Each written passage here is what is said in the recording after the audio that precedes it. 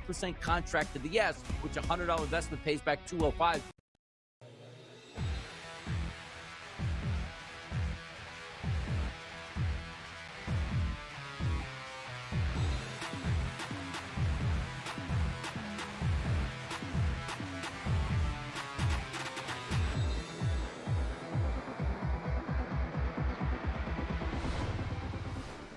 In-game live on a Friday night on SportsGrid. Kevin Walsh, of course, joined by Gabriel Morency as we have a lot of Major League Baseball on our plate and a few other spots that you can find some action. The UFL, the WNBA will look towards the weekend. The Champions League final. Of course, Game 7 in the NBA's Western Conference Finals between the Thunder and the Spurs. We've got a lot here on our plate, Gabe. I'll say quickly, off and running with the Mets. Love what I'm seeing there. I did play them with Freddie Peralta, and I got the Rangers coming up minus 125. I know it's moved a bit with Mackenzie Gore getting the baseball against the Kansas City Royals for myself.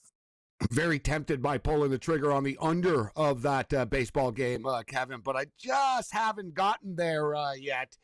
And listen, I know that the St. Louis Battlehawks and the Dallas Renegades isn't the lead story tonight, but they are kicking off in a couple of minutes. And it's the final week of regular season play in the UFL. St. Louis still jockeying for playoff position right now. They have clinched one of the best home fields in the UFL. Meanwhile, the Dallas Renegades guys have lost 7 straight games, or 6 straight. They're looking to avoid their complete meltdown. They won their first 3 and been 7 weeks in a row. Interceptions, their plagues, final game of the year. Look for the Battlehawks to end strong here tonight. I'm not in love with laying 5.5 points. A lot of Battlehawk games are kind of stressful. They like drama, this team. But I also think it goes over. It's at 45 right now, guys. So minus 5.5 and over 45 for me, Kevin, in this UFL game. Get ready to kick off on Fox. All right, absolutely fantastic. There are a bunch of live Major League Baseball games right now. Some WNBA, we will get to all of that. But I want to quickly bring our crew picks in and then get to the main game on this slate, which is Montreal and Carolina. We know how it went the other night. The Canadians at home. The road action has served them better. Chris getting, I don't think he'll be mad at me saying, a little greedy here after the first period over hit. He goes with both teams to score at I love my man Kofsky. 215 here. I said aggressive. Heading into the weekend, Kofsky's looking to line his pockets to hit the bar, hit the clubs this weekend, and a good way to do it. Both teams to score in the first here. Listen, the theme has been in this series. We've seen it all the time, Kevin. First period goes over, and then the game goes under. Yeah. Right? It's happened. I said the other night, I'm going to wait for them to score, and I'm going to jump in. And I did, Kevin. I did jump in. Now I was like, oh, God, I'm such a loser. I got 5.5 in this game. Stayed under somehow. Yeah, it did. Stayed under again. Tonight, elimination game, I'm not so sure. It's always trickier when it comes to a total. Yeah, it's a tough spot here because Montreal have looked outclassed in this series. Yet, they don't feel like the type of team that's going to roll over and die, right? Cleveland Cavaliers, I'm looking at you. The thing is, this Canes team, I feel, Gabe, for the first time in this series in Game 4, kind of the way the series has felt is probably closer to Game 4 than these other one-score games, right? So could Carolina just kind of take the momentum and steamroll, for lack of a better term here? 44-18 was your shot counter in game number. 44-18 was that shot counter. Oh, it's been a dominant run for the Carolina Hurricanes. At least statistically, it really has been. We can't deny that. But the games have been close, right? The Canadians have sort of been right there. They've definitely hit the wall, Kevin. They're playing the back-to-back 7 games, caught up to them. The Carolina Hurricanes only playing the 8 games. They were a little sort of slow in game 1. But as we saw, as the series has gone on, Montreal looks flat. But I think Montreal are humiliated right now. Like all the positivity and the great run that they were on, Kevin, this is the first Montreal Canadiens team in franchise history to lose 4 straight home playoff games. Never happened before. Never happened before. They've been playing hockey for like 120 years there. No team, right? So like they just got humiliated on home ice, like back to back in front of your diehard loyal fans. Do you really want to go out like this? Like, great analogy. And you know what, Kevin? I would actually use the damn analogy if I was Martin St. Louis, the head coach of the Montreal Canadiens. I would say, do you want to be the Cleveland Cavaliers? Put a picture of Mitchell and Harden up in the room and say, if you guys want, you know what, we can roll over and be down 6-0 after the first. You think Cole Caulfield will hit the press conference and be like, we're the better team? Don't worry about it. We were the Suzuki's like, analytically, we've been crushing this team. Yeah, Suzuki's going to say Lane Hudson's he's Wayne Gretzky. Like, so I don't really care what anybody says. He's as good as Wayne Gretzky. Yeah, but, you know, it's been a weird week for the Canadiens. One of their legends, Claude Lemieux, who carried the torch, took his own life a couple of nights ago. Right? So it's been an emotional week for the Canadian organization as a whole. The players I noticed, Kevin, were very loose last night and today, every time they faced the media. It was almost that, you know what, whatever, dude. You know what I mean? It's almost like whatever, dude. I had a bad day yesterday. We still have a couple of bets left, and don't be negative around me. Like I saw, like the Canadiens players, they said, man, we played cards, we played video games, we laughed it up. There was no, basically they said you wouldn't tell, like we were down 3-1 type of thing, which I like the looseness of it. But Carolina have been all business. That's the problem, right? Carolina have been all business. But to put in context here, guys, the last 3 games, how about this? The Carolina Hurricanes in the last 3 games have outscored the Canadiens 10-4. They've outshot them, Kevin, 109-43. 109-43. How about this? Carolina Hurricanes, last 3 games, 255 shot attempts, meaning they shot the puck 255 times. Block shots, goes over the glass, out of play, whatever, misses the net, But they actually have taken 255 shots. Canadiens only 129. This is what's really wild. Inner slot shots, like kind of close to the net, in the slot, etc. 27-9. Puck possession. Carolina 28-19 in the offensive zone. It's been dominant, Kevin, but let me just throw this out there for people thinking, Carolina's a lock tonight. Montreal Canadiens at home in the playoffs, 2-6. On the road, 7-3. Goal differential at home, -8. Goal differential on the road, +11. Power play at home scores 18% of the time. Power play on the road scores 29% of the time. Dobish, the Canadiens goalie's got an .899 save percentage at home, which is mediocre to bad, and a .920 save percentage on the road, which is spectacular. They've been a much better road team, Kevin. No one ever called me a quitter. Give me the Canadiens Montreal tonight, +214. Let's go.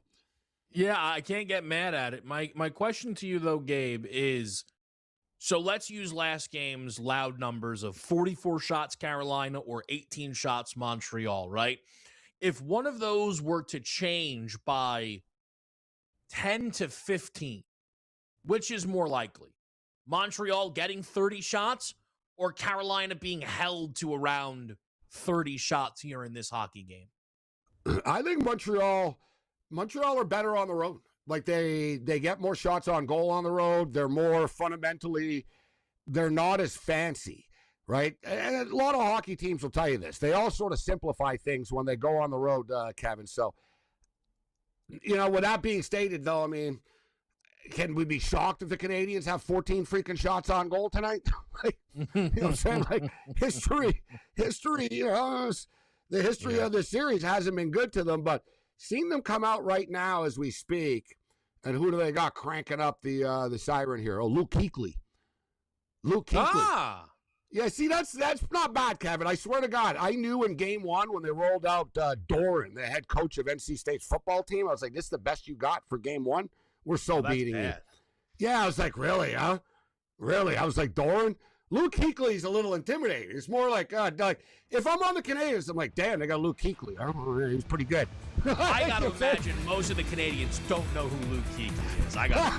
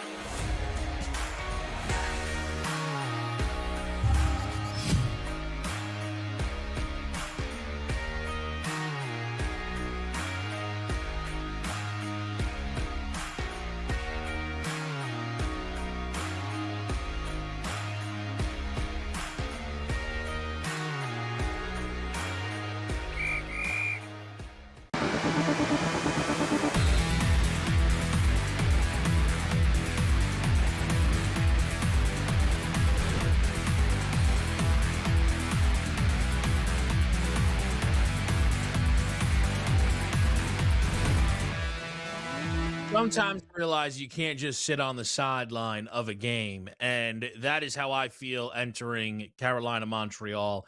Give me Dobish under 28.5 saves. They can't just allow this kid to take 45 shots to the face. I mean, it's outrageous, Gabe.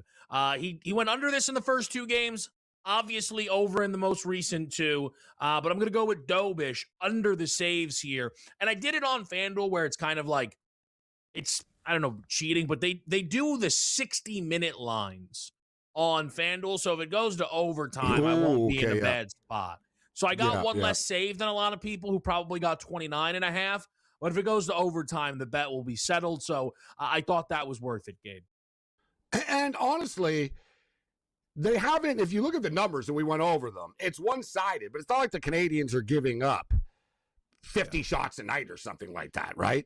They're just not responding. They're not getting shots back in response. So they just honored Claude Lemieux on the big screen right now. Now they're into the national anthems before this game.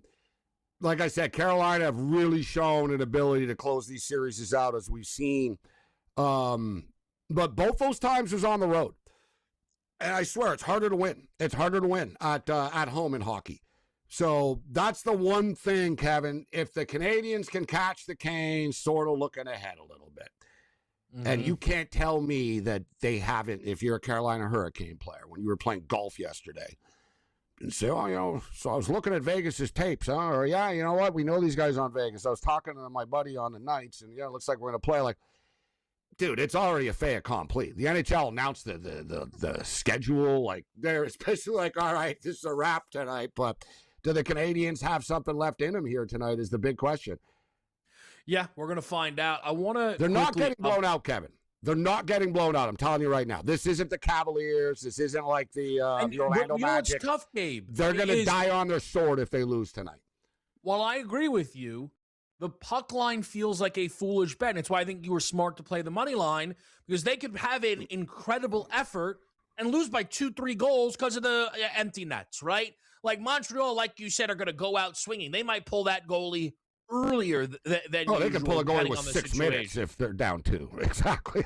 Right. So that's kind of why. Which they have in this series. They pulled the goalie once with like 5.5 minutes left in the game already. Yeah.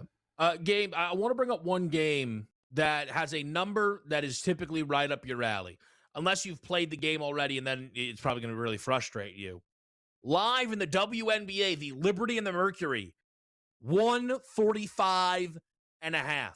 25 points south of the closing total. This game right now, these two teams cannot score the basketball here on a Friday night at the Barclays Center. They have combined to shoot 5 of 22 from 3. It is pretty ugly. Again, especially for the Mercury, who are shooting 7 of 29 overall. Once in a while, who played earlier this week, Kevin? It was like, I didn't bet the game. I was like, thank God I'm not in on this. Like, it was like 52-52 with like 2 minutes left earlier in the week in the WNBA. There was a super low-scoring game. I didn't touch this one, Kevin. I didn't play the early WNBA games. I actually did like the football game that just kicked off, the hockey game, obviously, and you know me, I'm going to bet some Portland Fire basketball tonight, Kevin. Getting all those points. How about last night, too? Valkyries and the over cashed. Valkyries and the over. Indiana don't win these close games on the road.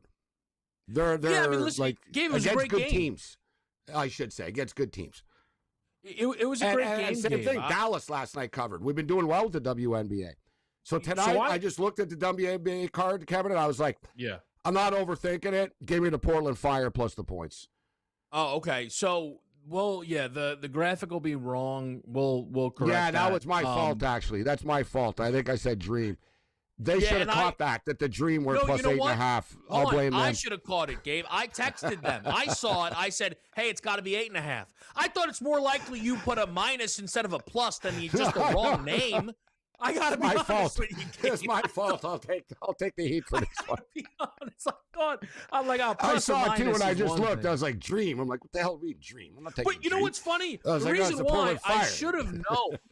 Of course you're betting the Flyers. Like, wow, Gabe laying 8.5 with the Dream tonight. Didn't see that coming. So in a way, I should have. It's on me. It's on me. But by the way, just quickly, Jessica Shepard last night for the Dallas Wings. 22 points, 20 rebounds, 10 assists. What is that? What is that? That is outrageous. In a game with Paige Beckers and Aja Wilson and Chelsea Gray. Just one of the best stat lines you will see all season long.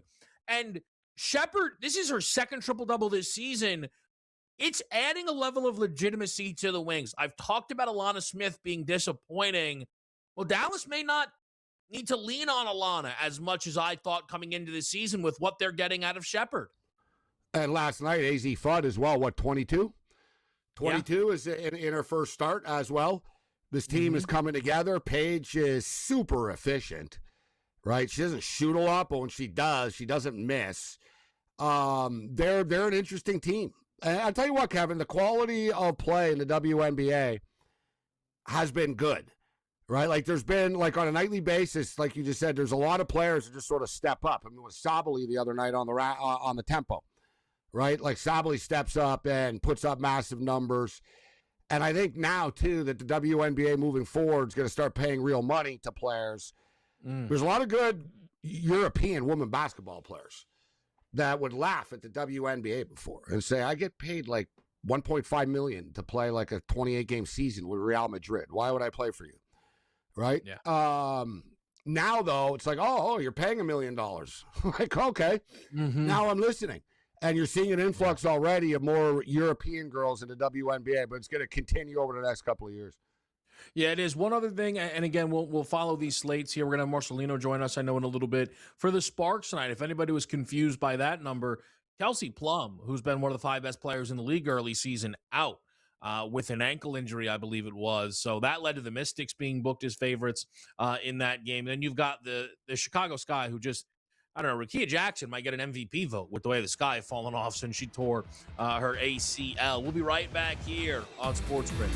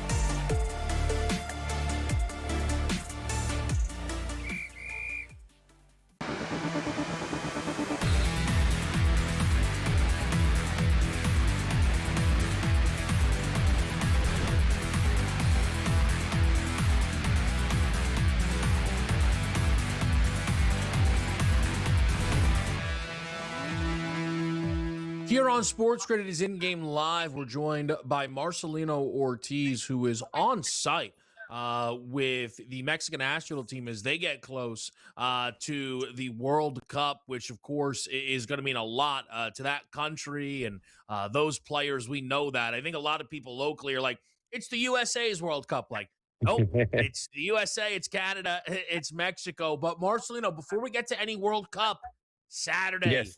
noon Eastern, the Champions League final, PSG and Arsenal. What do you make of the match? This is going to be a classic match of an offensive powerhouse versus one of the most disciplined defensive teams of this year. Arsenal will make it very difficult for PSG, but to be honest, I don't think they stand a chance. I think that PSG is going to come out with that impressive firepower that they have. Dembele will be a menace that day. So my prediction is that PSG will take this game as the odds indicate. You expecting some goals in this match? Without a doubt. I think that, myself, I'm going for the over. I think that PSG is going to win 3-1. I think Arsenal has offensive power, but I think that PSG is going to be too quick to stunt them. I think there's going to be very quick in the first 15 minutes, 20 minutes, PSG will score a goal because that's what they do. They're going to overload them. But I do think that Arsenal has the offensive power to respond. So at least I will go for both teams to score. Yeah, I think goals as well. I saw around minus 120 for both teams to score. So I think it's really, really tempting. Can I ask you, Marcelino, not to veer off, but I think it ties into the World Cup a little. Mm-hmm. PSG, being a team who chased Champions League success for so long, couldn't break through. Kylian Mbappe leaves. They're on the cusp of maybe going back-to-back. While Kylian Mbappe might be out at Real Madrid. I mean, is that a coincidence? What do you make of all that? I think that there's a lot of cycles that come to an end when the World Cup comes around. I think that it wouldn't be surprising to me for Mbappe to have a great World Cup. France is one of the most stacked. They're the favorite to win this competition. So I wouldn't be surprised if Mbappe decides to go somewhere else to start fresh.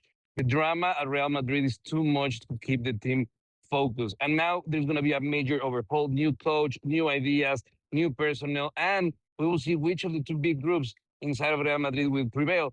As for the World Cup, I believe France is one of the favorites to win it. There's just enough people to put two world-class teams out of that roster. Man, I'm jealous seeing the Rose Bowl.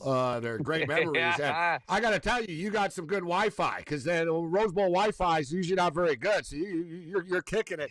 Let me ask you, Marcelino.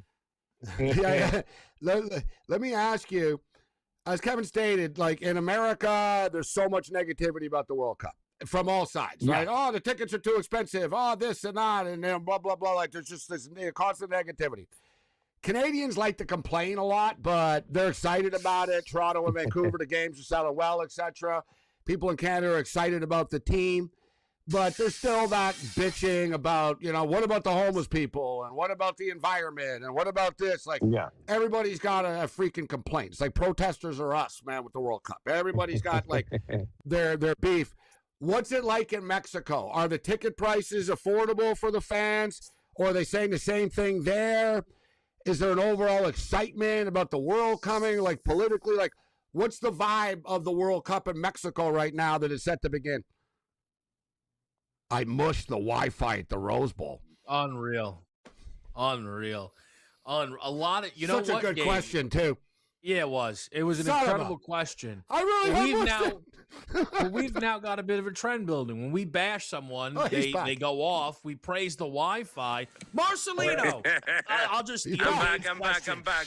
I thought of it myself, Marcelino. What's the vibe like for Mexico heading into the World Cup? So let me tell you, the complaint about the prices of the tickets is global. I have talked to many friends that they could afford these tickets, and something surprising happened. They told me, I don't know anyone that has World Cup tickets right now.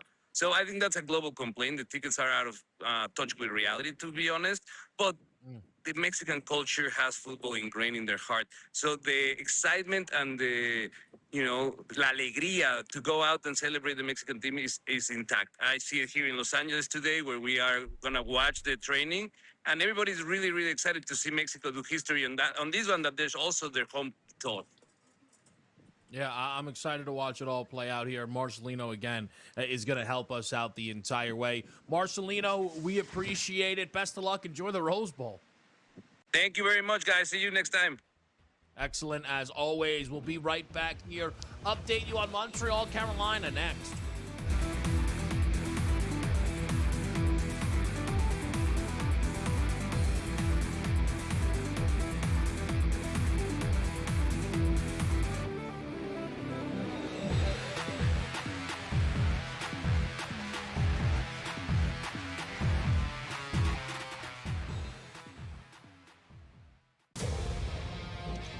The UIM Formula One World Championship Series. We are over the moon excited about the upcoming season.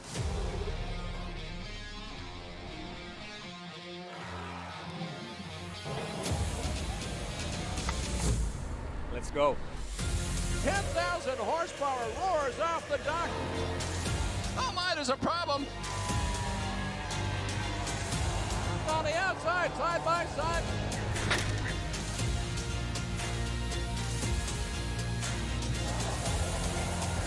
And he's lost control of the book. Hopes and dreams of winning here.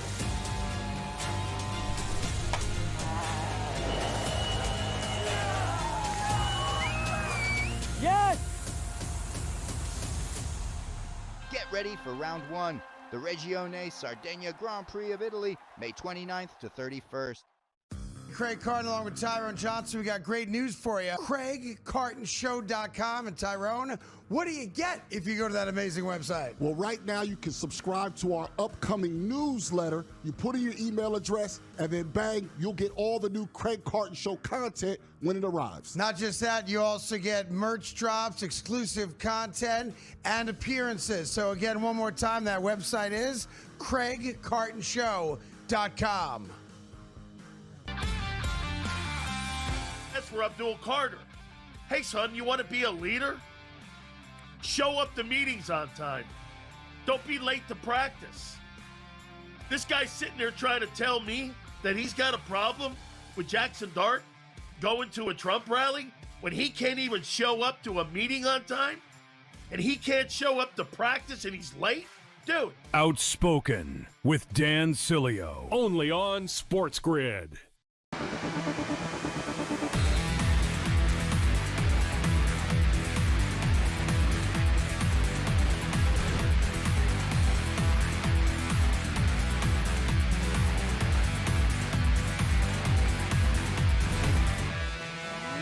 All right, guys, back right here on SportsGrid. Gabe, talk to me. 7.5 minutes or so in to game number 5. I know it's early, but did anything jump out to you? We've already had a Montreal power play here in this game. Well, I'll tell you what, the shots are 5-1 right now for Carolina, so the trend continues. And having one shot on goal isn't pretty, but at the same point in time, if you're the Montreal Canadiens, you're not losing 2-0. You haven't given up a goal in the first minute of the game. And as you stated, listen, there was a flash flood of like 3 quick shots to start the game. Boom, boom, boom.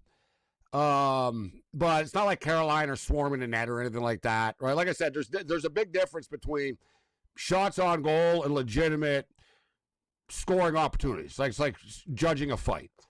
Well, how many punches did he throw? No. How many times did he land? Like, you know what I mean? How many times did he really like? So there's like, danger scoring opportunities and shots on goal. A lot of teams, guys, have a lot of shots on goal, but they're cupcakes, right? So hockey's very layered with that. It's not as simplistic as it sounds. But so far, so good, I'd say, for the Canadians, Kevin. From the Canadians' perspective, for the Canes, same thing. I will say this, that the Canadians have played 18 games in the playoffs. We discussed this the other night.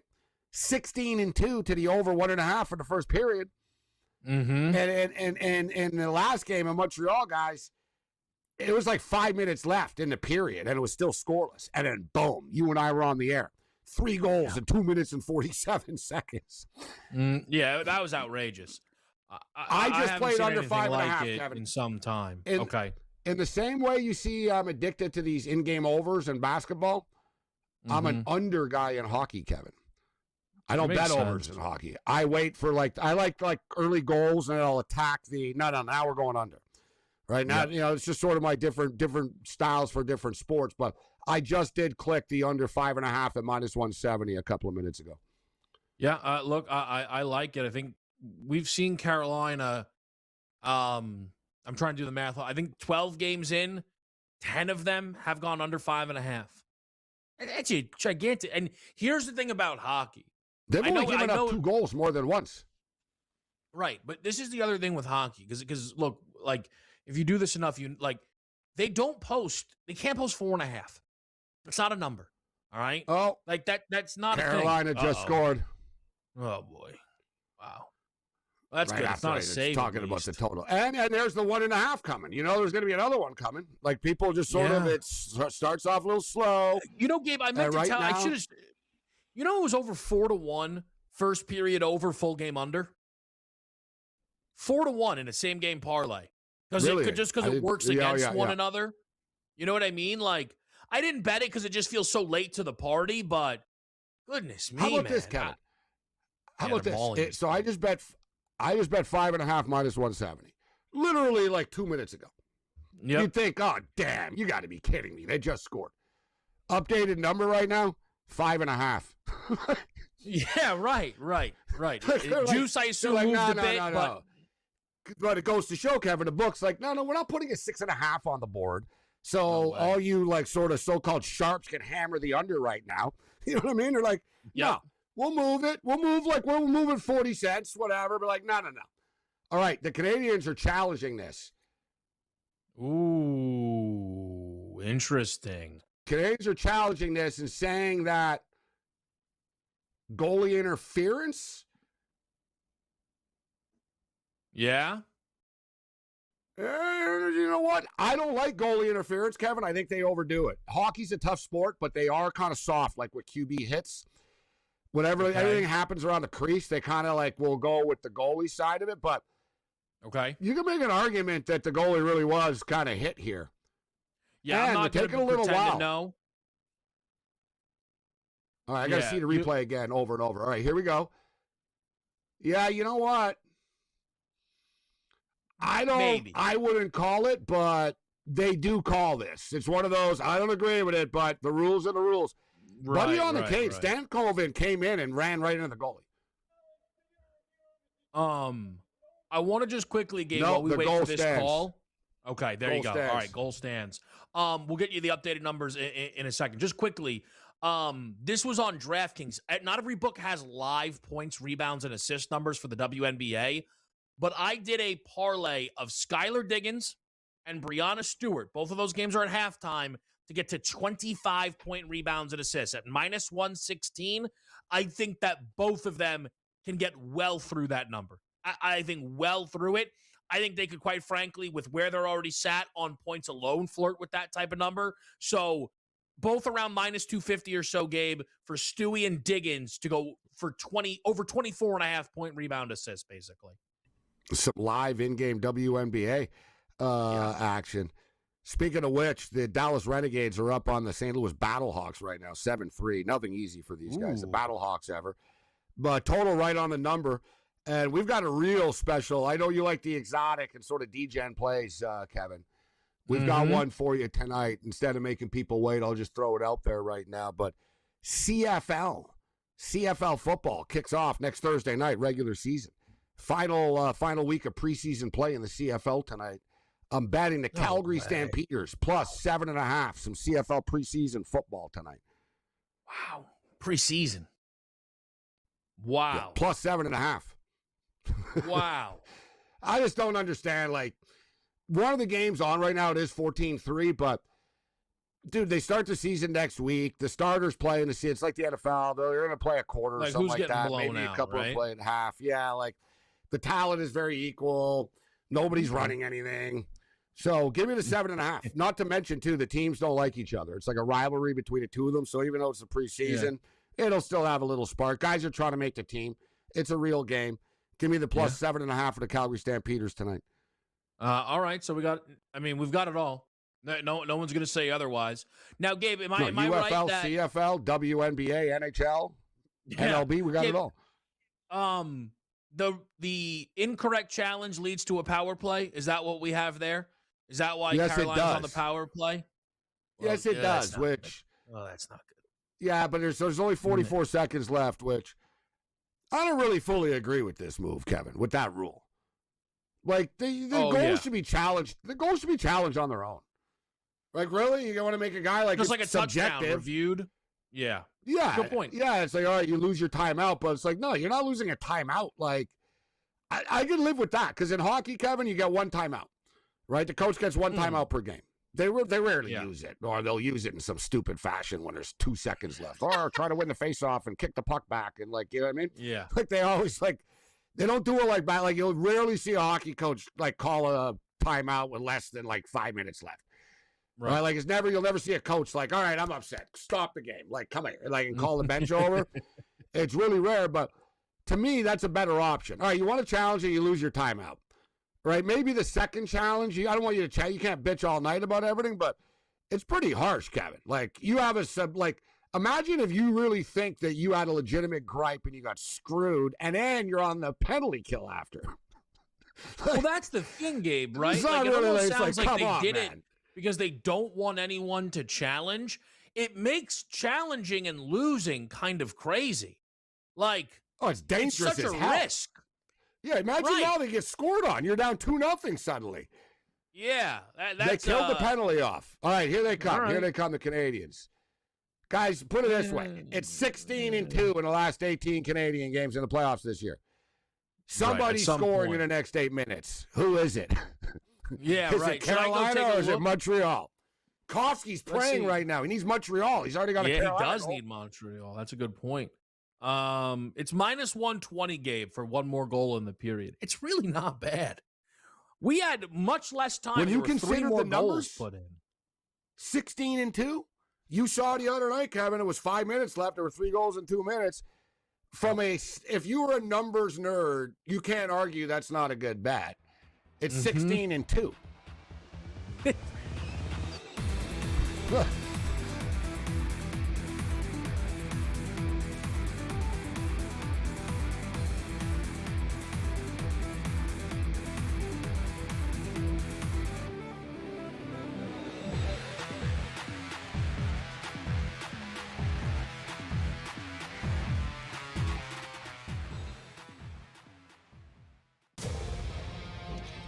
The UIM Formula One World Championship Series.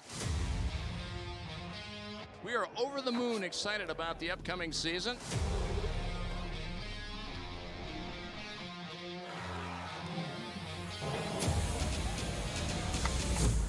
Let's go. 10,000 horsepower roars off the dock. Oh my, there's a problem. On the outside, side by side.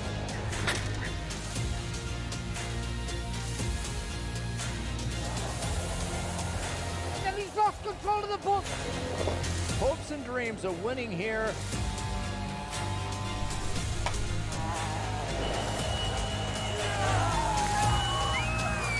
Yes! Get ready for round 1, the Regione Sardegna Grand Prix of Italy, May 29th to 31st.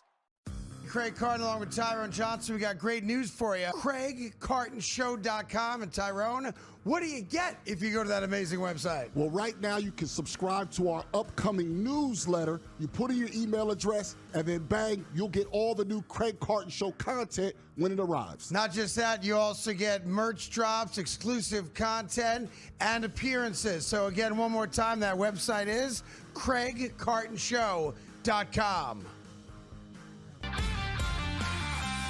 That's for Abdul Carter. Hey, son, you want to be a leader? Show up to meetings on time. Don't be late to practice. This guy's sitting there trying to tell me that he's got a problem with Jackson Dart going to a Trump rally when he can't even show up to a meeting on time? And he can't show up to practice and he's late? Dude. Outspoken with Dan Cilio. Only on SportsGrid.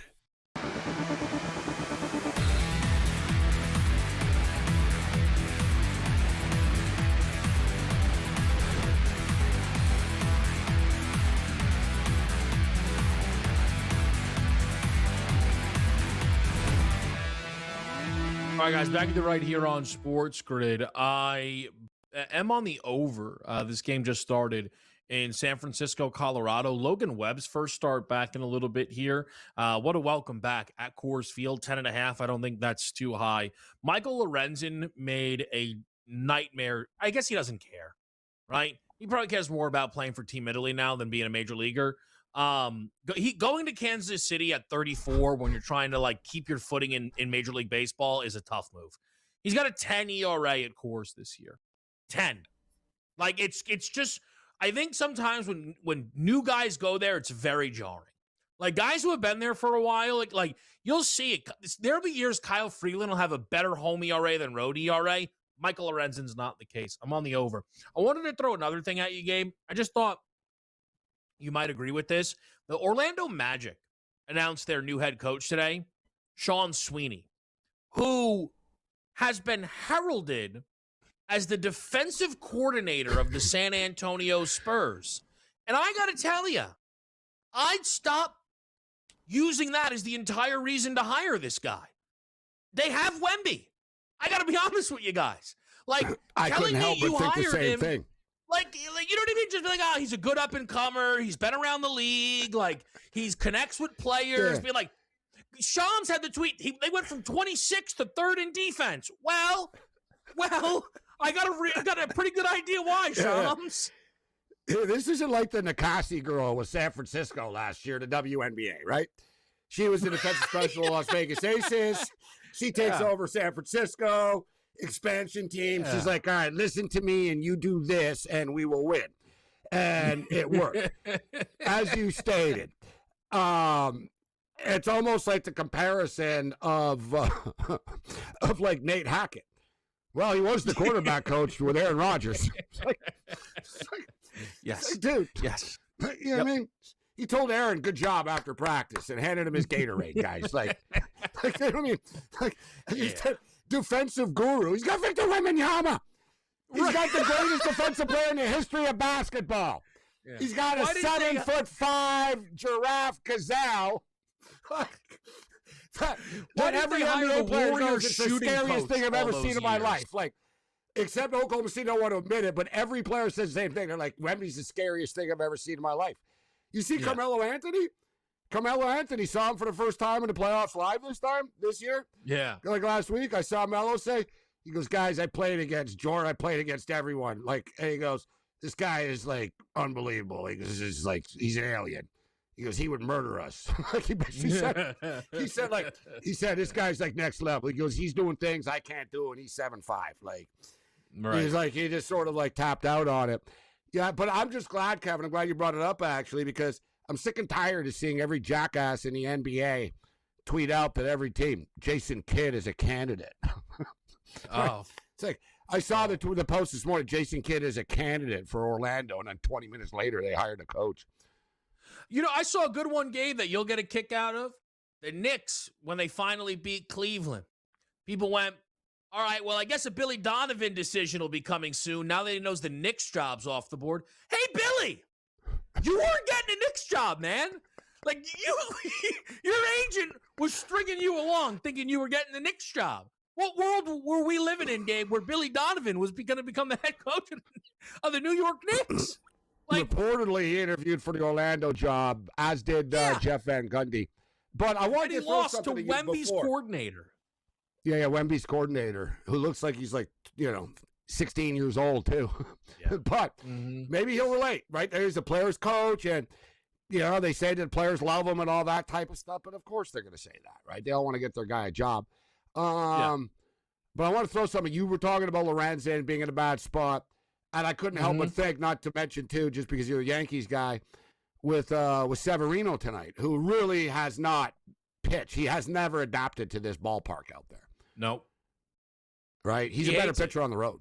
Yeah, he's good on the road. Much better. Like, I don't know, like it's been he rips it. He hates it. I figured this year, coming off the WBC in which he pitched well, that I was like, let's see what he does. No. He still gets lit up at home all the time. And the Yankee bats just came alive in Kansas City.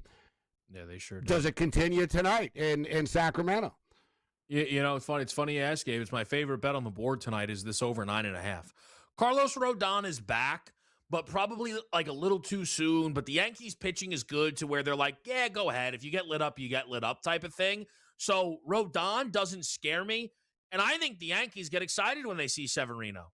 Like, I think they know him. They're not scared of him. And him pitching in Sacramento, I'm surprised he went back. Like, Luis Severino's the kind of guy where the A's could be having a good year and he's like, please trade me. I don't care. Like, send me to the Mets. Like, I do not want to be on this baseball team anymore. I can't pitch here. I love this over 9.5 tonight, Gabe. I can't dispute it. I can't. I was thinking the same thing. Thinking, yeah, there's going to be runs in this game. And as you said, Severino throws a lot of fastballs. Not going to try to trick anybody. Yankee bats have sort of come alive. Short porch, that desert heat out there as well. It's tailor-made for there to be runs. People really haven't caught on to that yet, that Sacramento was Coors Field, essentially. There's still too big a difference, I would say. The weather is a big factor. Like, wait till it gets hot in Sacramento. Oh, yeah. Like, it's like the ball guys. Like, anyone who follows if you're a degenerate gambler, you know the Pacific Coast League and, the Reno Aces and, the Albuquerque Dodgers and all this, old school type stuff. Utah, Salt Lake has a team, Kevin. Dude, bet the in-game over, bro. Games are literally 16-14 and stuff. Oof. That's why the Salt Lake stuff will not be, it's a cool town, and they want to expand and all that, but no pitcher will want to sign in Salt Lake. Like, it's a launching pad. Well, one of the things, Gabe, and I've talked with Donnie this morning on the early line with him and Ranieri. One thing I'm realizing, a lot of people talk about the salary cap being this, stop the Dodgers thing. They're communist salary caps, just for the record. If you want a salary cap, move to North Korea. You're a communist. Well, no, but Gabe, all the other leagues have salary caps, though. But what I was just going to say is, I think, Gabe, it's more about the salary floor. It's about the Nationals spending $90 million and the Rays spending $95, and those teams having to double their payroll. It's not happening. Carolina just scored.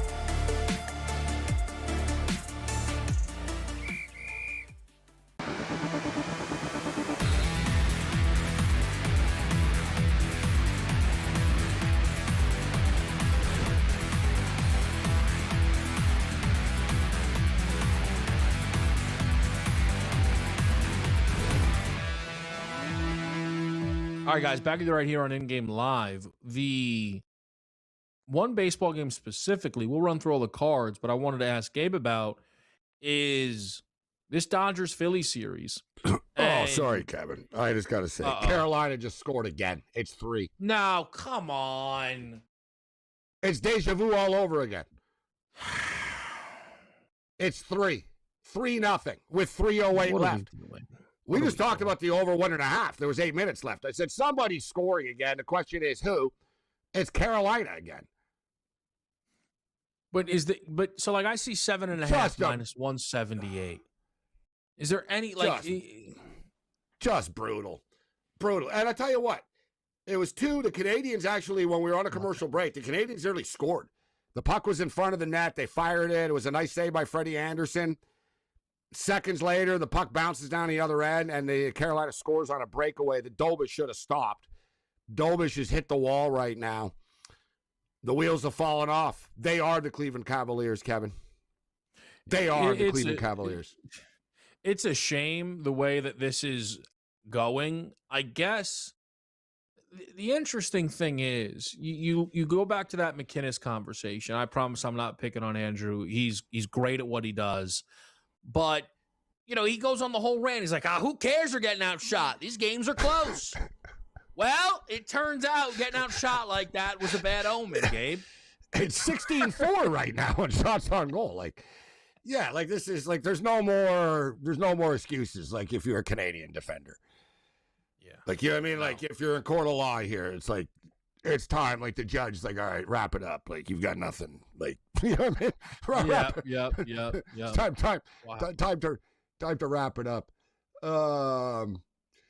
Poor McInnes, I got into an argument with him on Twitter today about CFL signing a streaming deal. That was Canadians are losing. So now the Canadians are losing 3-0. But I'm upset myself. I didn't go massive on it, but I was like, yeah, I'll take them. Plus 214. Yeah. I got to roll the dice with this. And then this total too. It's so frustrating. I'll throw it out here, Kevin. The second period total right now, over 1.5 in the second period is minus 160. No, I don't think Montreal have anything left in them, man. They're 4 shots on goal. So what's the final score going to be of this game? 5-0, 6-0, 5? Montreal, you don't want to humiliate yourself. You're going to pull the goalie. All right, they score a goal. You don't want to lose 8-0. Yeah, I agree with you. I don't think that really happens like that, Gabe. I don't. If they didn't have any fight in the first period tonight, guys, they're not finding it in the intermission right now. All that crap the last 48 hours about, we're loose and we played cards and had fun and yeah, we're ready. You're ready. You go back and play cards. Because this is an embarrassment. Now I need a Calgary Stampede. I need to win a CFL preseason bet now to dig myself out of this. Let's go, Calgary. Yeah, it turns out the team getting abused in this game shouldn't be talking about how loose and carefree they are. Again, very Cleveland Cavaliers, guys. Very, very Cleveland Cavaliers. This is really imploding like the Cavs. I've always said for years, though, it's been a line of mine, Kevin, it never ends well for anybody. It's only one team that ends happy. When the wheels fall off for your team. You know what I'm saying? Mm-hmm. Your weaknesses get exposed. It's like you're drunk or something. It's you're just sort of exposed as being a loser. It's yeah, you guys really weren't as good as you thought you were, right? One of those. Mm-hmm. Oh, here comes Montreal. I doubt it. They don't score, score, Chris. No, of course they don't score. It's just not going to happen. Quickly, behind the scenes, and then I'll send it right into Gabe's card here. Goal scorer in the Champions League final out of Yarnell, and quite frankly, that might not be a real person. He's just trying to get me to say the name, and it's not going to happen.